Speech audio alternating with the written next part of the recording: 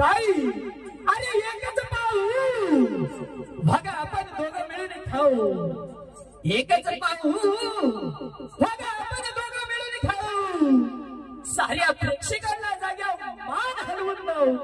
नाहीतर हसल बघ सारा गाव कसे मोरा गे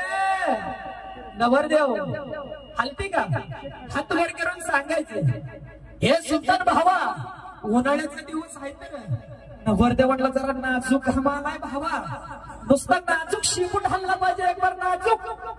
नवरदेव हलते का शेपूट वारा लागतंय का शाबास रे सुलतान एकदा उडी लागली पाहिजे पण उडी कशी लागली पाहिजे कशी